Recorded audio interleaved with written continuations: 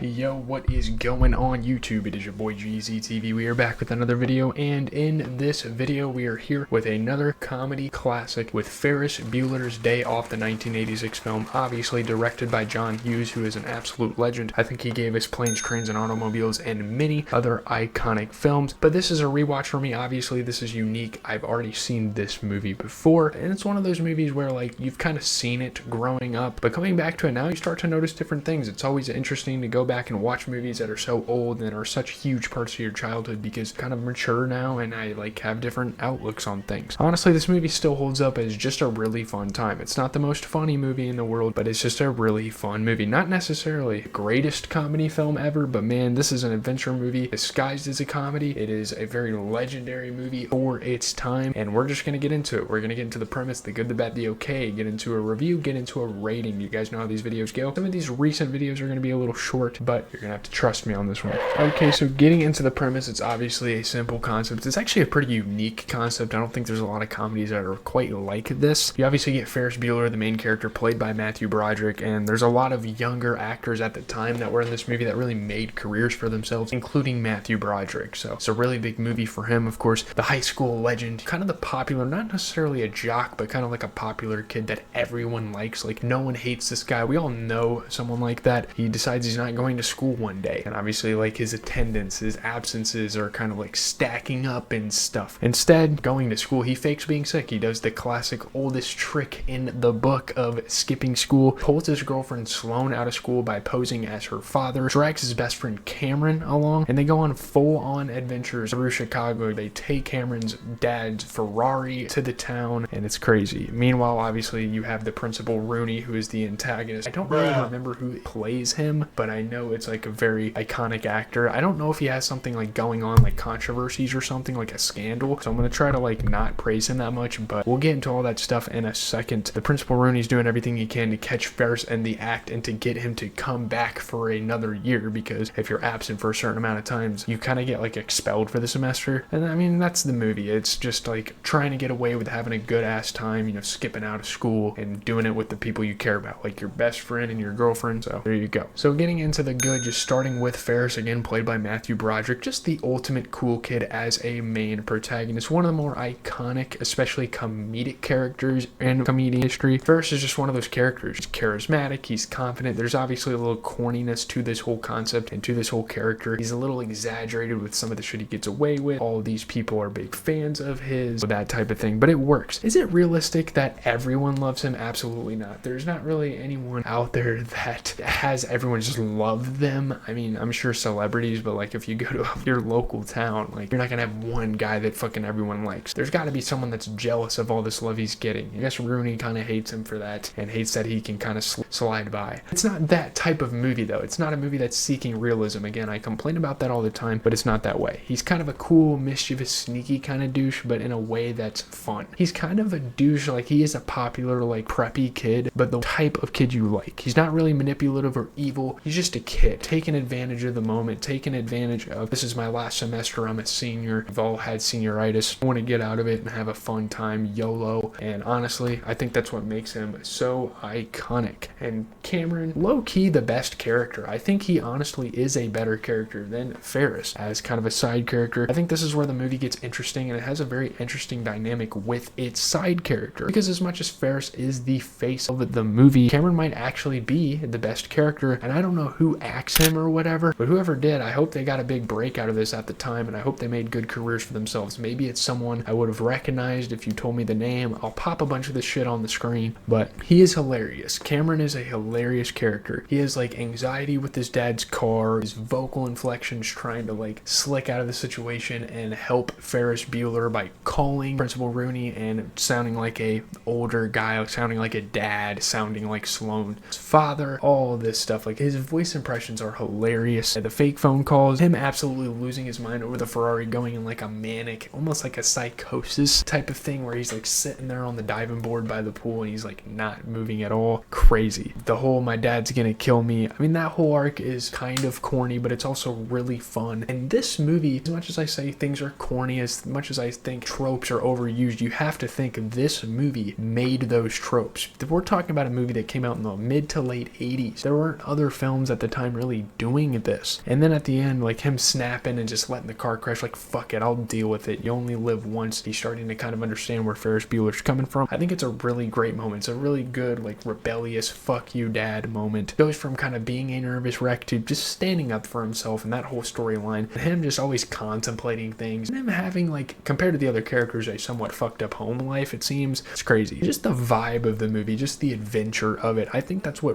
really carries the movie forward, is them just going to these places. It's just a day of, like, going to the city. Obviously, I'm somewhat close to Chicago, so I've been in the city, so it's cool to see movies with that. It's cool to see movies with St. Louis, and they just get into situations and they're trying to get by people and finesse their way to having a great day, getting into this parade, getting into this crazy lunch, and it's just a fun time. I think the Chicago setting adds to that. I mean, if you've ever been there, you appreciate it even more. I've been there for concerts, I've been there to visit relatives, you go to museums, you go to the nice elegant restaurants they have there, like walking around the city. It feels like a real day out, and this movie really puts you in that situation, and I really enjoy it. Also, there's some very iconic scenes to this one, a bunch of them, and I mean, this movie is iconic in and of itself because of the moments, but I think the one that stands above everything is the parade scene. It is one of the most feel-good scenes in any comedy, one of the most feel-good, fun scenes in the history of movies. I really like this scene. The music, the energy, the crowd. It's just a moment where the movie pauses, lets you enjoy it, lets you kind of get up and start dancing, just vibing. It's not a comedic moment, like, it is kind of funny. Ferris is like kind of has his hair sticking up and he's like lip syncing all the songs and stuff, but that's what makes this movie so special, is scenes like that. Now, some of the parts of the movie kind of load a little bit, and then you get to this part and it's like, holy shit, this movie is awesome. This movie is very enjoyable. I understand why it is such a classic. And obviously you also get other scenes like them riding around in the father's Ferrari, the disguises, again disguising as Sloane's dad. That was certainly a standout moment, in Ferris Bueller standing out in front of the principal, who we will get to in just a second, kissing her. Oh, that's how the family works. It's funny, and just a lot of memorable stuff. Rooney, I think, is the perfect antagonist. I think is a textbook antagonist for a feel-good movie like this, a feel-good comedy. He's basically the villain, but like in a comedic way. He's not a complete asshole. He's not like malicious with his intent. He just wants to take Ferris Bueller down. He's fucking tired of this shit. He's kind of reminds you of like the robbers from Home Alone. It gives you that vibe, and this movie as a whole kind of gives you the Home Alone vibe. Just constantly getting destroyed, the dog barking at him and attacking him, getting his shoes stuck in the mud and it comes off his feet, and then like the hose turns on and starts spraying him to make it more muddier, and then he intrudes into the Bueller's house and Jeannie catches him when she's trying to really catch Ferris Bueller, and she like kicks the fuck out of him. He's not scary, he's kind of just there to get embarrassed. I think it works. He's very much a slapstick, he's very much like a rag doll in this movie, and I think it's really fun. So there you have it. Obviously Jeannie has this whole thing. Charlie Sheen shows up in the fucking movie. Jean's a pretty attractive girl, I'm not gonna lie. I know there's like some out-of-pocket moments in movie reviews where I say shit like that, but Charlie Sheen makes his appearance and Jeannie's cool. I don't think we'll touch on her much in the review, but here you go.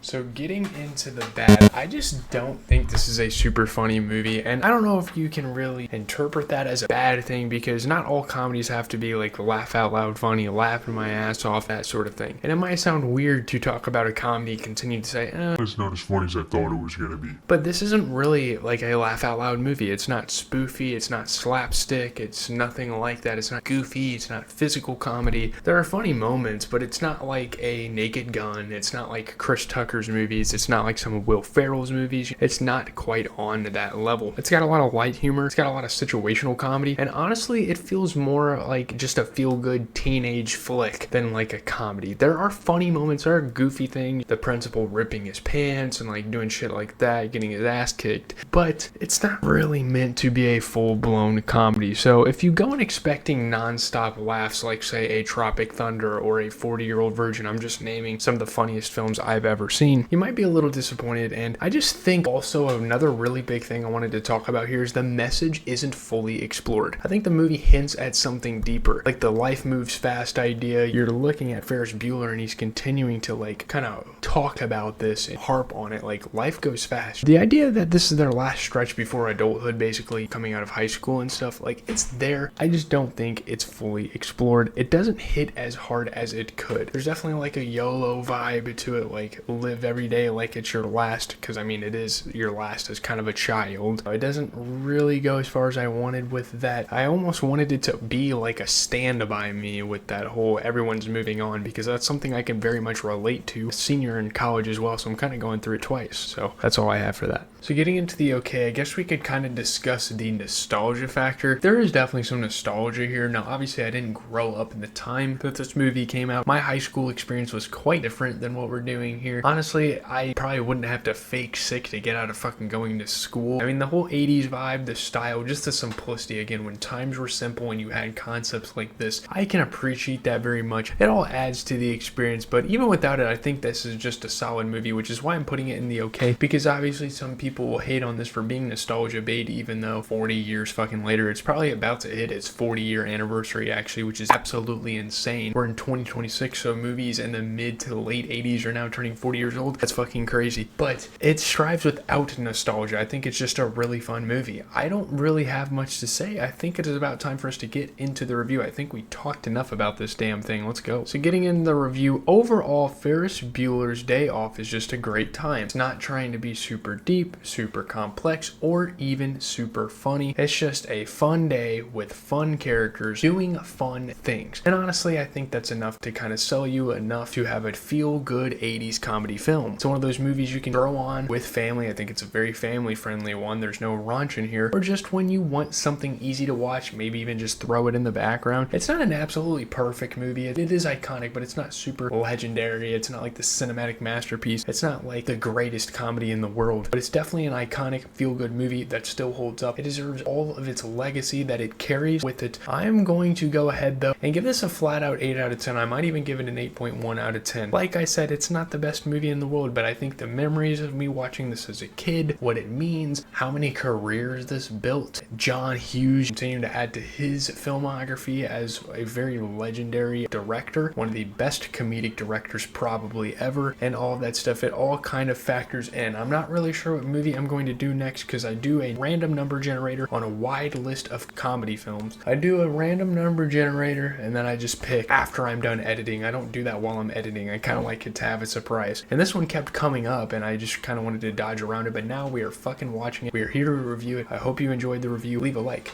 comment, subscribe, do all that stuff. As always, it has been GZTV. Go head over to the social medias. Go check them out. We do all sorts of promos. We do all sorts of notifications and updates, especially on Twitter. So go check me out. Euphoria is dropping a new season very soon with a new episode every week. So that'll be something as well to be on the lookout for. So peace.